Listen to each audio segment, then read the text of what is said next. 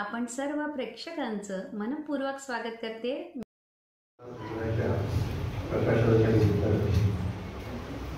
आज इथं उपस्थित असणारे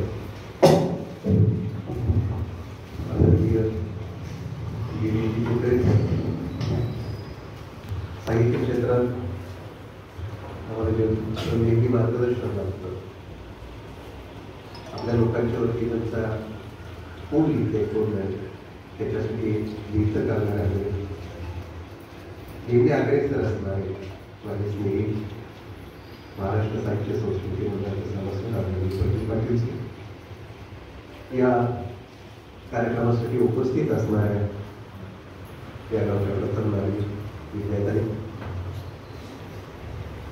त्यांनी या भागामध्ये मुलांच्यासाठी असेल लिहिणाऱ्यांच्यासाठी असेल नेहमी जे मार्गदर्शन करत राहतात, मुलांच्यासाठी वेगवेगळे उपक्रम राबवतात आणि खऱ्या अर्थानं मुलांच्यासाठी कार्ययोगी ठरलेले या भागातले आदरणीय कवडे सर या कार्यक्रमासाठी उपस्थित असणारा आणि महाराष्ट्राच्या कानाकोपऱ्यात काही दिवसातच एका आवृत्तीमध्येच महाराष्ट्र कानाकोपऱ्यात त्याचं नाव राहिलं तो माझा तरुण मित्र महादेव माने सर.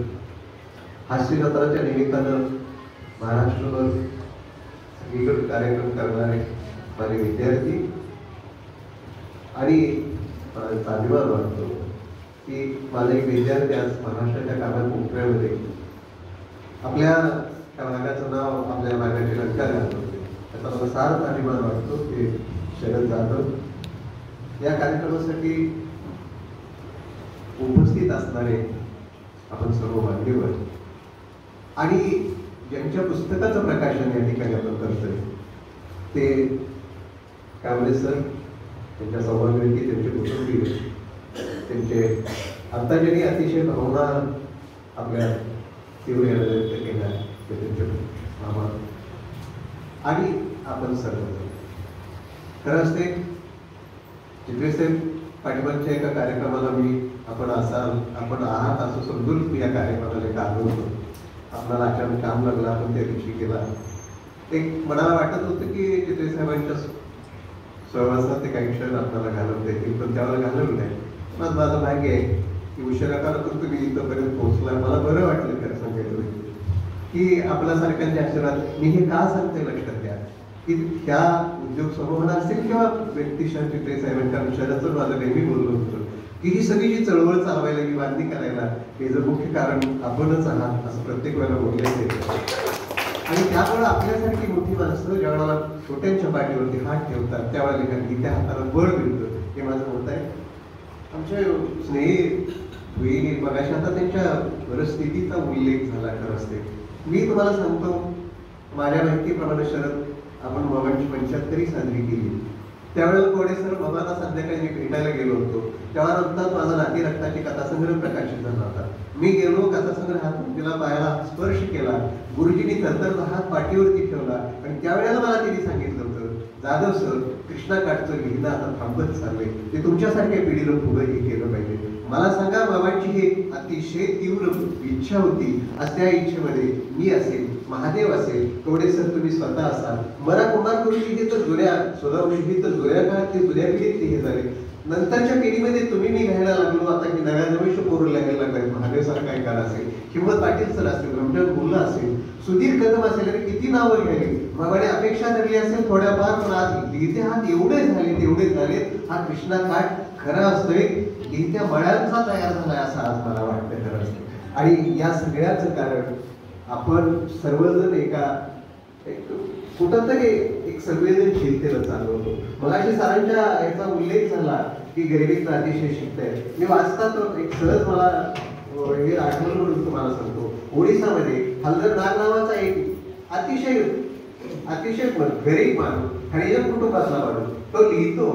त्याला लिहितो याचा अर्थ असा नाही तो ज्यावेळेला शिकत होता, तो तिसरीत होता, 10 वर्षाचा होता, त्यावेळेला त्याचे वडील वारले, परिस्थितीनं गाजलेला, पोटाला मिळायची मारामार होती. अशा अवस्थेमध्ये ते मुलगा लिहित राहिलं. त्याला वाटत होतं आपण शिकावं. कुणाच्या तरी एकाच्या अशा चांगल्या व्यक्तीच्या त्या लक्षात आलं. त्या मुलाला त्यांनी शिकवायचं पुढे ठरवलं. त्या मुलाने 100 रुपयाचं कर्ज काढलं. बँकेकडनं कर्ज त्या माणसाने त्याला द्यायला लावलं. त्यानं स्टेशनरीचं दुकान टाकलं आणि त्या दुकानातून त्याला उदरनिर्वाह करता करता मित्र तो मुलगा लिहित राहिला. 20 महाकाव्य त्याच्या नावावरती, कितीतरी कविता त्याच्या नावावरती. आणि ह्या सगळ्यात पुढचं तुम्हाला सांगतो, त्या मुलाला पद्मश्री किताब ज्यावेळेला जाहीर झाला त्यावेळेला त्या मुलानं सरकारला कळवलं, माझ्याकडे आता फक्त 3 कपड्याचे जोड आहे, एक तुटकं चप्पल आहे आणि माझ्या खात्यावरती 732 रुपये. तुमचा पद्मश्री स्वीकारायला मला यायला पैसे नाही, पोस्टानं पैसे पाठवा, मग मी येतो. परिस्थिती नाही लिहिणारा थांबवू शकत. लक्षात घ्या, 20 महाकाव्य लिहिणाऱ्या त्या मुलाच्या त्या माणसाच्या नावावरती बघितल्यानंतर त्याचा फोटो बघितल्यावर कोणी म्हणणारही नाही की हा लिहितोय. जसं माझ्याकडे बघितल्यावर काय अध्यक्षकाला हा भाग तुम्हाला पडला असेल, तसं तुम्हाला सांगतो त्या मुलाला त्या माणसाकडे बघितल्यानंतर वाटत नाही. आज आमच्या भविष्याकडे बघितल्यानंतर मगाशी सांगितलं गळ घेतला, मासे धरले. अरे पण गळ टाकता टाकता त्यांनी हा मासा गळाला लावला आणि झुरत सारखे अतिशय सुंदर पुस्तक आपल्या हातामध्ये दिलं. आणि माणसं साधी किती असावी. कवडे सरांनी गेल्या आठवड्यामध्ये मी कार्यक्रमाला पाठीमाग आलो तेव्हा यांनी मला सांगितलं, सर मी घ्यायला लागले. आता मी कोण एवढा मोठा माणूस, 1-2 पुस्तकं माझ्या नावावर आली. मला माहित आहे वाचनात मी काही शहाणे असते, तोच अर्थ माझ्या बाबतीत आहे. आणि मग ते मला म्हणले, सर माझ्या प्रकाशनाला घ्यायला पाहिजे. बरेच दिवसांपूर्वी आलो होतो, विसरून गेलो होतो. आज सकाळी सरांचा फोन आला, तर आज 15 तारीख आहे, बरोबर आज कार्यक्रम आहे. कशाचा? प्रकाशनाचा. हो माझ्या लक्षात आलं. दिवसभर कवडे सर रानात राबून 4 वाजता सगळं थांबवलं. म्हटलं आता गेलं पाहिजे. कोणाला म्हटलं चल पटकन नाही तर आणि पुढे आपल्याला विषय होईल. इतका साधा माणूस, पण मला सहज त्या पुस्तकात नजर टाकली. खरंच लिखाणामध्ये कुठंतरी हे आहे.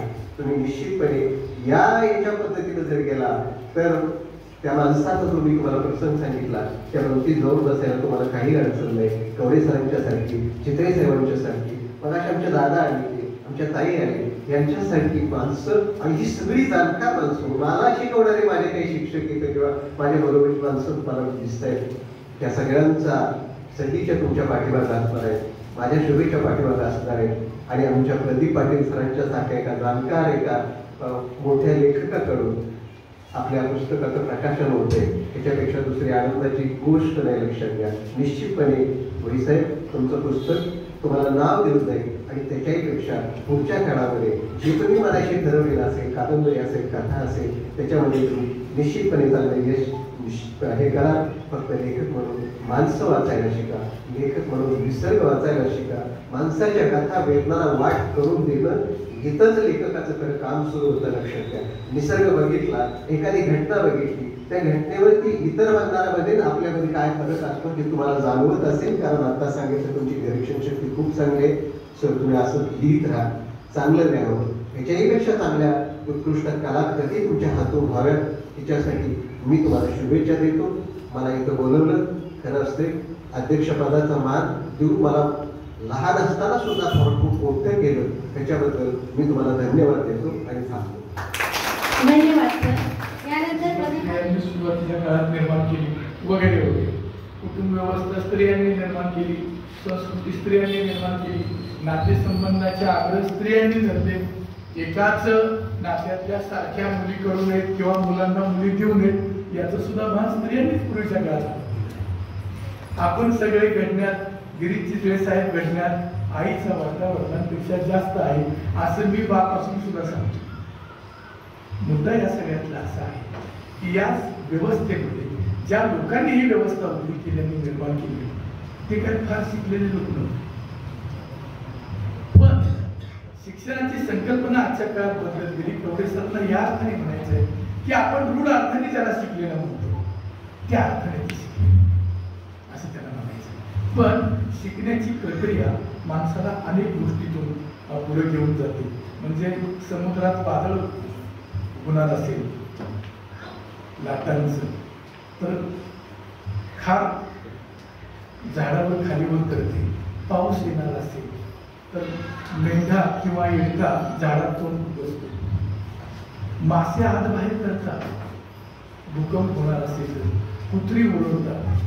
कुत्र्यांना माणसांपेक्षा खूप अगोदर भूकंपाची चाहूल लागते. या सगळ्या गोष्टी किंवा नक्षत्रांचा जो अभ्यास मानवी चित्रकलेने केलेला आहे, तर नक्षत्रांची नावं त्यांनी आदिवासींकडून समजून घेतली. म्हणजे आपला पक्षाचा अभ्यास किती, आपल्याला पोपट, चिमणी, कावळा, अमुक तमुक, गरुड वगैरे 5-25 म्हणजे जास्त. पक्षी कोशामध्ये 500 पेक्षा जास्त पक्ष्यांची वर्णन आहे मारुतीची कंपनीची. मला सांगायचं तुम्हाला, तर त्यांनी जे संदर्भ दिलेले आहेत ते सगळे संदर्भ अशिक्षित किंवा निरक्षर म्हणून आपण अशिक्षित म्हणण्यापेक्षा आदिवासींच्या दिलेले आहेत. त्यामुळं आपण जेव्हा लिहितो तेव्हा लेखक किंवा कवी जीवनाकडे कसा बघतो, एखाद्या प्रसंगाकडे कसा बघतो. सिद्धार्थ ढावरे नावाचे माझे मित्र आहेत, बारामती परिसरात वेगवेगळ्याचे, फार चांगली महादेव कथा घ्यायची. एवढे वेगळे विषय त्यांचे कथांचे असायचे. मी त्यांची एक कथा वाचली की ऊस तोडायला कुठून घेतो तिथे, आणि ऊस तोडणाऱ्यांमध्ये एक माणूस मोठा असतो, त्याला बोलता येत नसतं. आणि मग बायका अशाच फडाजवळ मुलं ठेवून ऊस तोडत असतात. आणि भरलेली गाडी एक मागे येत असते, ती इकडून जाणार असते मग मागे येत असते. त्या मुक्याची तळमळ होते, त्याला काही सुचत नाही. त्याच्यापेक्षा अंतर जास्त असतं, गाडी जवळ आली नसते. तो ओरडतो आणि त्याला आवाज फुटतो. म्हणजे एखादं इंद्रिय एखाद्या प्रसंगाने कसं पुन्हा सुरू होतो, असे काही विषय त्यांनी कथा करून आणली. किंवा भटक्या जमातीतले लोक शिकार करून जगतात. मग एक माणूस सायाळाच्या पाठीमागे लागतो शिकार करायला, आणि सायाळ त्या कपारीत घुसतो. हा पण कपारीत त्याच्या मागे जातो. विषय काय बरं, कपारीत जातो आणि हा रस्ता चुकतो आत गेल्यावर. 7-8 दिवस होतात की भटक्या जमातीचे लोक त्याचं काय उद्योग करायचं ते करून मोकळे होतात. तो गेला असं समजतात आणि तो अशा धडका देत राहतो मरायचं म्हणून की आता काय उपयोगायचं म्हणून. आणि धडका दिल्यावर हळूहळू माती पडायला लागते आणि उजेड येतो. आणि पुन्हा तो धडका देतो, बाहेर येतो आणि घराकडे पळत सुटतो. आणि मग तिथे त्याचं कार्य वगैरे काहीतरी चाललेलं असतं. असं काहीतरी काय मुद्दा मला सांगायचं असं की तुम्ही काय बघता आणि तुम्हाला प्रश्न कसे दिसतात. जे प्रश्न त्या त्या काळातले असतात ते कुठले महत्वाचे. म्हणजे मला नेहमी असं वाटतं की आजचा जो काळ आहे हा 80 नंतरचा काळ आहे. म्हणजे आपल्याकडे माहिती तंत्रज्ञानाचा विकास झाला त्याचा काळ आहे. काय ग्रामीण भागातले चित्र आहे आता आपल्या. तर मला असं वाटतं की जग जवळ आल्याची एक जाणीव माध्यमांमुळे आपल्याला झाली सगळ्या. आणि जाहिरातीचा प्रभाव इतका वाढला की माणसाच्या जगण्याची जाहिरात झाली. एवढा प्रभाव जाहिरातीचा आपल्याकडे वाढला. म्हणजे मला असं वाटायला लागलं की अमुक केल्यावर तमुक होतो. जाहिरातीमध्ये आपण बघतो तो प्रभाव वाढला आणि शिक्षणाचं प्रमाण पूर्वीपेक्षा जास्त वाढलं. सहकारी संस्था निर्माण झाली, कारखान्यांपासून बँकांपर्यंत अनेक संस्था निर्माण झाल्या. तुमच्या असं लक्षात येईल की पैसा सहजासहजी कर्जाने उपलब्ध व्हायला. एका बाजूला बेकारी वाढवून झाली शिक्षणामुळे, जागा कमी असायच्या. पूर्वी 7वी पास झाले की लोक शिक्षक होत असायचे. आमची आई सुद्धा 7वी पास झाल्यावर नोकरीला लागली. आणि आम्हाला एवढं सगळं करून अनेक लोकांना भेटावं लागलं. हे मी 30 वर्षापूर्वीच सांगते, 30 वर्षापूर्वी आमच्या कॉलेजला इंटरव्ह्यू होत्या कन्या महाविद्यालयामध्ये. 34 वर्षापूर्वीची गोष्ट आहे. तर तासवारीवर जागा भरायचं. तर त्यावेळी महादेव प्रत्येक विषयाचे किमान 60-65 श्लोक आहेत. मी वाईला होतो त्या काळात, मी ते बघूनच बरोबर हे चित्र सर 34 वर्षापूर्वीच आहे, आज काय आहे. त्यामुळं काळ इतका बदलला आणि माणसांना स्वप्न पडायला लागले. खेड्यांची वाटचाल शहरीकरणाच्या दिशेने झाली. आणि मी मगाशी सांगितलं तसं की सहज कर्ज उपलब्ध व्हायला लागली, माणसं सुखरूप झाली जास्त. पण आपल्या आयुष्याची पुढची 10 वर्ष व्याजात जाणार आहे याचं भान त्याला राहिलं नाही. उत्सव समारंभ ह्याच्यात आपण अडकत गेलो. आणि तुमच्या असं लक्षात येईल की राजकारणाचं सुद्धा केंद्र बदललं. म्हणजे पूर्वी राजकारणाचं केंद्र समाजकारण हे होतं, नंतर ते बदलत गेलं, सत्ता केंद्रीय राजकारण. आणि प्रत्येक माणसाला तुम्ही काय शिकवता असं लोक विचारत नाही, तुम्ही काय वाचता असं लोक विचारत नाही, तुम्हाला पगार किती मिळतो असं लोक विचारतात. सगळे संबंध पैशाशी लागले. आमची लग्न सुद्धा संस्थेनं सांगितलं की हे चांगले वागतील, यांची नोकरी टिकेल म्हणून विद्याताई झाली, नाहीतर आमची लग्न सुद्धा चांगली नसते. आता तर विषय फार पुढे गेलेले आहेत. इतकं सत्य म्हणजे तुमचं व्यवस्थेतलं मूल्य माणूस असण्याचं राहिलं नाही, तर तुमचं व्यवस्थेतलं मूल्य हे उत्पादन मूल्य झालं. हा काळाचा. आणि मग नात्यांमध्ये सुद्धा तेवढा जिव्हाळा राहिला नाही. म्हणजे समजा मी एखाद्याला जाऊन 2 तास बोलत बसलो तर ते म्हणणार की याला धंदा नाही वाटत, त्याला प्रेम आहे असं त्याला वाटणार नाही. असा काळ आहे. कुठेही माणूस असला तरी मीटिंग मध्ये आहे, अमुक मध्ये आहे, तमुक मध्ये आहे, अशी भाषा. माणसाच्या प्रतिष्ठेच्या कल्पना ह्या भौतिक झाल्या, ज्या पूर्वी नैतिक होत्या त्या भौतिक झाल्या. आणि हे जे बदल आले, मग तुमच्या लक्षात असेल की एका बाजूला आपल्याकडे इंटरनेटवर व्यापार करणारा शेतकरी दिसतो, कंटेनरचं भरून जातात आपल्याकडच्या मालाची. पण त्याच गावाच्या अवतीभोवतीच्या गावांमध्ये पिण्याच्या पाण्यासाठी टँकरवर झुंबड उडालेली असते. हे चित्र एकाच परिसरात आहे. आणि मग तुमच्या लक्षात असेल की या प्रश्नांमधून माणसाचं काय झालं याचा आजची कथा किती शोध घेतली, त्या अर्थानं मी त्यांच्या कथेकडे कुठे आहेत कथा प्रगती आपल्या आजच्या काळात. भाषा तर बदलून गेलेली सांगितलं. पूर्वीसारखी भाषा कोणी बोलत नाही, वाईट झालं मंगळ झालं असं बोलणारी पिढी आता संपली. जाधव सर कुठेतरी क्वचित खूप बदल झाला. आणि मग तुमच्या लक्षात येतं की बदलत्या भाषेत जर तुमचा अनुभव आला नाही तर तुमची कथा पुन्हा मानवकरांच्या दिशेने पाठीमागे जाते. भविष्य मला यासाठी कौतुक विशेष वाटतं की ते आजच्या भाषेत कथा नाही. काही शब्द वापरात आहेत आपले, पण आपली भाषा आता बदलून गेली.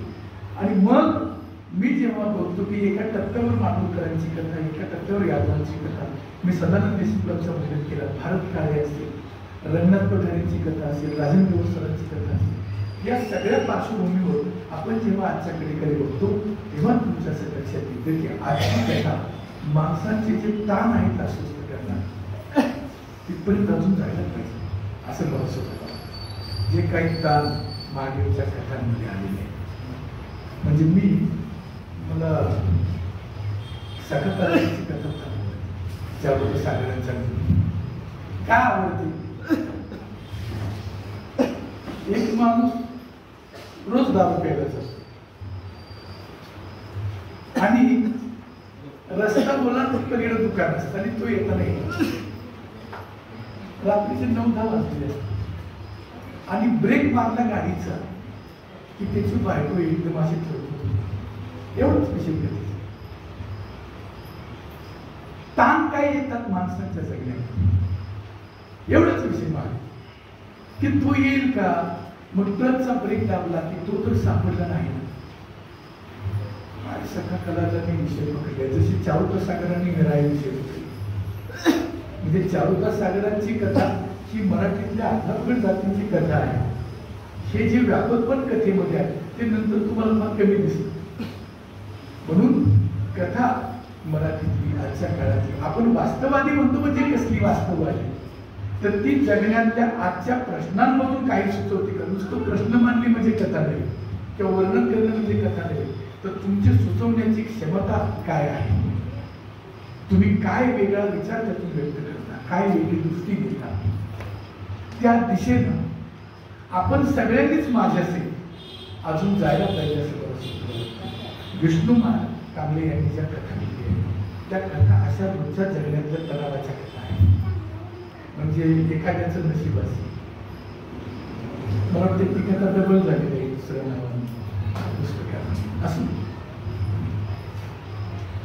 तर ती कथा असेल किंवा त्या कथेत त्याचे सुनील नावाचं जे पात्र आहे तो जो विचार करतो, मुलं परदेशात जातात, आले विचारत नाही, तर हा अनुभव माझा आहे की माझ्या एका मित्राचा लहान मुलगा आहे